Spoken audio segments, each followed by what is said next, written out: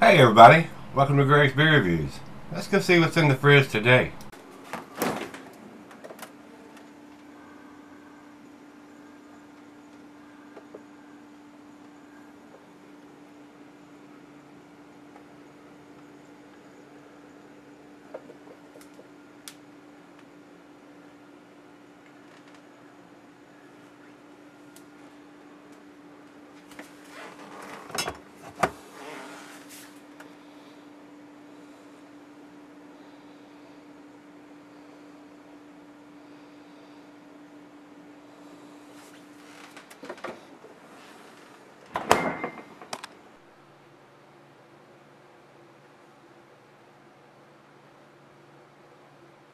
Hello everybody, thanks for stopping by Gregsbeerreviews today. Hopefully this is going to be a treat.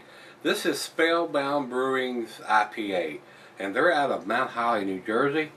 I don't recall having anything from these guys before. This was sent to me by Chris. I hear a lot of good things about this beer. Northeast is producing some really tasty beers, and some of them are even reproducing the West Coast style fairly well too. So I don't know whether this is going to be the West Coast style or East Coast style, how much hoppiness and grapefruit and pineapple and all that we're going to get, but we're about to find out. Commercial description on this one says, one of our flagship beers, aggressive hoppy aromas and flavors intertwined with a malty backbone to balance it out, dry hop to bring out a blend of bright citrus and pine hops character. It is a 6.5%er, guys. It says IBUs are 65 on here. Yep, 6.5, 75 IBUs. The only thing I can fuss about it has no date on the bottom of it. So, guys are spellbound, need to start dating your stuff. Chris, I appreciate you sending it to me. Let me try it out and review it. So we'll see what it brings. So let's go over. The food pairings are going to be your typical IPA food pairings. Cuisine is curried in Thai. The cheeses are peppery, Monterey, pepper jack, sharp blue, cheddar, your more pungent cheeses. And the meat is poultry, fish, shellfish, and salmon. And I will add grilled meat to that. And glass fried pint, becker, tumbler, nonic, stein, mug. I'm going to use my favorite glass again today, guys. Sovereign beer glass. And not recommended for extended cellars because it is an IPA, guys. Those hot flavors are fade over time. So that's why the dating is so important, to know how old the beer is that you're buying and you're drinking. So I don't think there's anything else we need to talk about, so let's pop the top on this and get it into the glass and see what we got. 12-ounce can here, guys. Looks fairly carbonated, getting a nice head from this pour. Not pouring it down the center or anything, but you can see what's happening. Big pillowy white head. Rather carbonated. I'm glad it didn't come spewing out of the can. I've had that happen before. Oh man, we got right at almost 3 fingers of head on that. Over into the light. It is very cloudy, guys. I would not be afraid to say this is an unfiltered beer. And seems to have a little bit of fine particulates in it. So another reason why I would think it's an unfiltered beer. A lot of little particles in there. So got some yum goodies in this one. Little junk in the trunk, if you will. And that head's sticking around pretty good.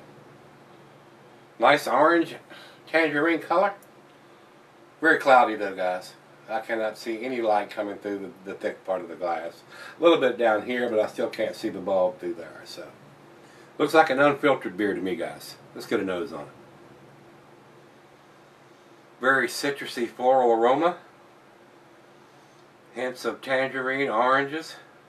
Maybe a little grapefruit. Not getting a huge maltiness on the nose, so I think it's pretty fresh.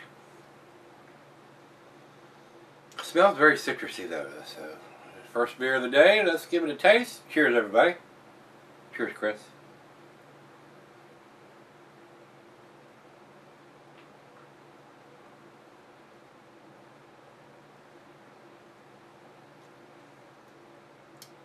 Very tasty.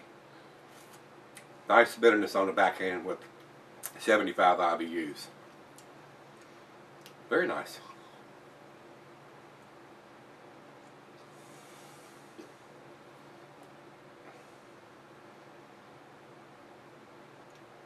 A little bit of pine, grapefruit, maybe some hints of some tropical fruit notes in there. Very pleasant. Very pleasant.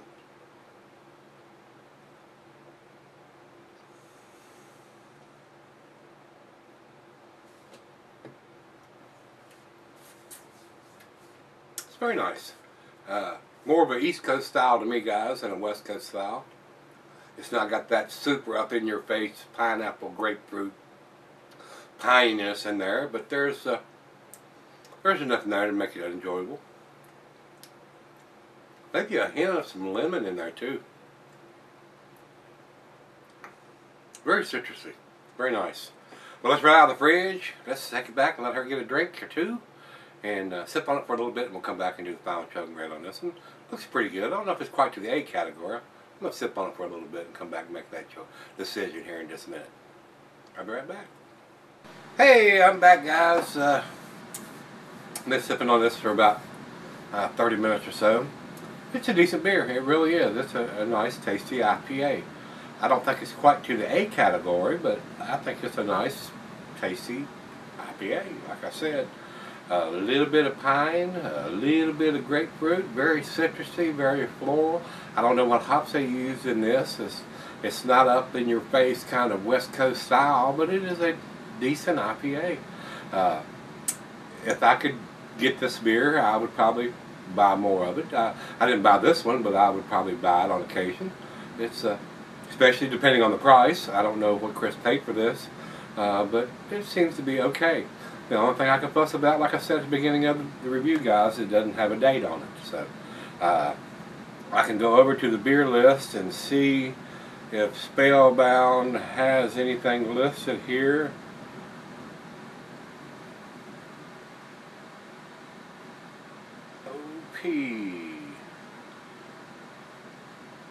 Got Speakeasy, Spikers, Spoes, Preacher, Squatters. So they're not listed in the beer list here of where they date their stuff. So let's do the final chug here.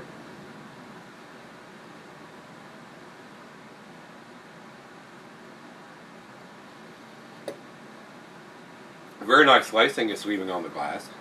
I'm not getting any of the alcohol. Very well made. Need a little more information on this one, guys. As far as I'm concerned, this is a 7 beer in a 6 can. I think it's a B+, but it has no date, so we don't know how old it is. And as consumers, we kind of need to know that, especially on an IPA. So I'm gonna give it to 6. I'm gonna give it a B. Definitely above average beer, a nice tasty beer. Definitely worth buying. I would buy it if I could get it here. But you need to date your stuff, guys, so everybody knows how long it's been in the can.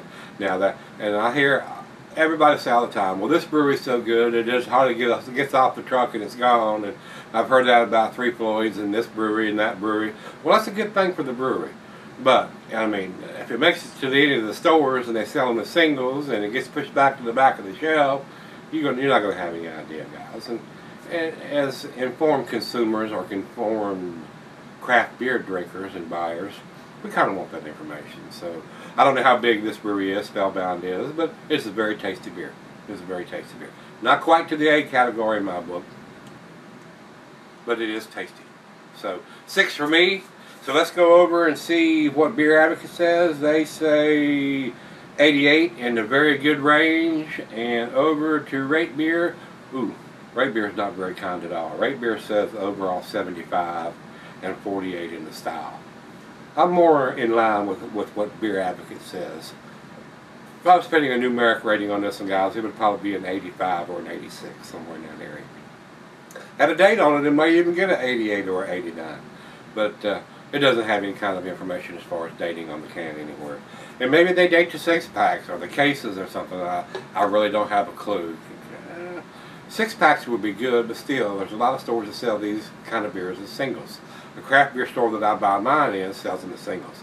The Kroger store down here lets you do mixed 6-packs. So, I mean, if it's sitting on a shelf by itself and they're dating the 6-pack or the case, it's useless information because you're not going to see that. So, but anyway, it was a decent beer, and Chris, thanks a bunch, brother, for sending it to me. I thought it was pretty tasty. We just need a date on the can. You have no control over that, I know. But the guys at Spellbound, if any of you guys are seeing this, y'all need to date your stuff. You need to put a date on the bottom of the can. We're going to leave it at that. I'm not going to harp on it a whole lot. No date, drop the grade point for it. So if you've had this one from Spellbound Brewing, their IPA, let me know what you think, guys. And come on back tomorrow. Let's go see what's in the fridge. See you then.